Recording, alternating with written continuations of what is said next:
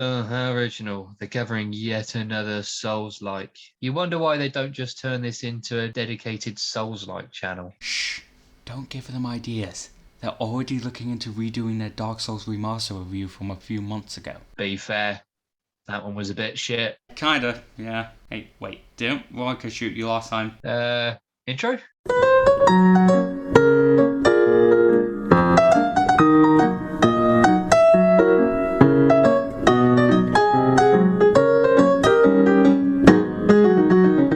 Do you know why I wanted to be a games critic viewer? No, not just a bitch about the games that I don't like, though one cannot deny that's a huge bonus. It's like I didn't just get a job at the cinema for free movie tickets, but it was certainly a plus. No, one of the reasons I do this is because sometimes I see a game, a small and obscure game, one that roughly 0.8% of gamers even talk about, and I think either, man, this needs some love and recognition, or I think, man, can't let this one go without a few extra kicks to the nuts. So which party does Pharaonic fall into? Well, that's what we're here to find out. By the way, like, share and subscribe. Also, I have a Patreon page if you want to support the channel, see the link in the description. I was told I have to do a better job of advertising that. Pharaonic is set in ancient Egypt and follows the story of a lonely prisoner who is sent on a journey to challenge the reign of the immortal Red Pharaoh. A weird priestess lady teleports in to free us and we're left to fight our way through the prison. The game is wearing its Souls influence on its sleeve from the get-go, and I don't really mind that. I can appreciate the lack of subtlety right down to the Esther stand-in in the first boss fight with the slow fat bastard. You build a basic character and name them, but don't choose a starting class or anything like that. Once you've chosen from the admittedly limited creation pool, you're let loose to have a go.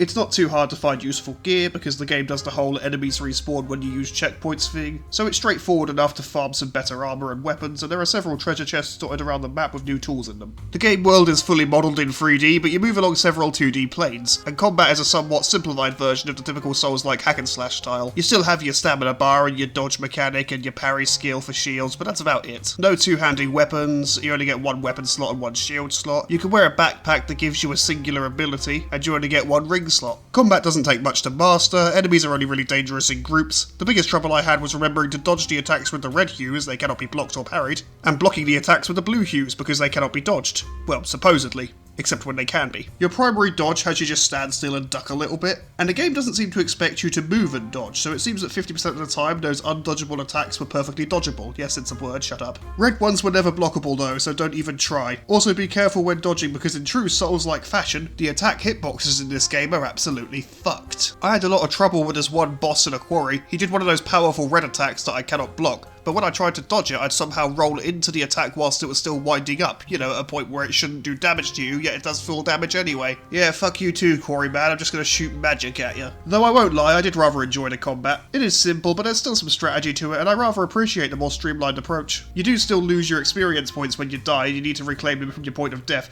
but you don't need to manually level up, it does it automatically. Level is only tied to your health, stamina, and mana bars, so there's no messing around with a dozen stats. If you want higher damage, it's on you to find a weapon to do the trick. There are some weapons that you will need to unlock certain skills to use effectively, otherwise they'll drain your stamina way too quickly, and these skills are purchased with limited items, so I guess they're the game's version of refining a build. Also, no weapon durability, thank fuck for that. Outside of survival horror games, I don't think it ever adds anything to any game. I don't see why people defend it either. It never feels like the game is encouraging you to use different gear, it always feels like the game is punishing you for, you know, playing the game. I'm glad that Pharaonic doesn't do this. In fact, there are not many ways in which the game pisses you around. Not saying there are none though. As you explore new areas, you will occasionally become trapped and forced to defeat a couple of waves of enemies to free yourself, which can be annoying because again, enemies are only really a threat when they're in these big groups. And the game's combat system is definitely designed for one-on-one encounters. Luckily though, once you do it once, you don't have to do it again for each encounter. I mean, enemies will still appear in the same areas, but you don't become physically locked into them. If you want, you can just walk right past the enemies, and I often did. Enemies very quickly stop dropping enough XP to be worth killing, so there's no going back to previous areas to effectively farm for level ups. I mentioned an Esther stand-in, that being your water flask which you use to heal your wounds and it refills at checkpoints. There's no way to increase the amount you heal by or increase how many charges your flask gets. Well, tell a lie, there is one ring that gives you one extra healing charge, but I couldn't find anything else. Maybe I just missed it, I don't know. What about the backstory and lore? Those are two things that you praise constantly about Dark Souls. And when you play a Souls-alike, it is one of the things you're usually most concerned with. Good question. What about the lore and backstory? Well, as I said, we play as a lonely prisoner who just happened to be the one chosen for this quest. It doesn't seem like we're special in any way, like your character in Dark Souls 1, we just happened to be there at the right time. The backstory involves the Red Pharaoh, who has discovered a means of reincarnating and has been doing so consistently for generations to ensure his rule. Egypt is in a state of distress with war on the horizon, and we're to find a way into the city of Thebes to take down the Red Pharaoh once and for all. Fuck knows how we're going to actually achieve that because of the whole reincarnation thing, but I'm sure there'll be a way. There are a lot of little tidbits of backstory and lore that you can learn from items and characters, though the character interactions are, at best, uninteresting. There's no voice acting, it's all just text on a screen. You can get side quests from these characters, but to be honest, I kept forgetting to do them. Never seemed to hinder my progression much though, so who cares. The game is quite a lot easier than the Souls games. I'm not saying I didn't die, but my deaths were merely the result of my own mistakes, though I do prefer that. If I die in a game, I want it to be because I fucked up, you know, not because the game hates me. Something else that's true about Pharaonic is its level design isn't exactly in depth. I'm not saying the way the game does things are bad, not at all. I think it works perfectly well for the game.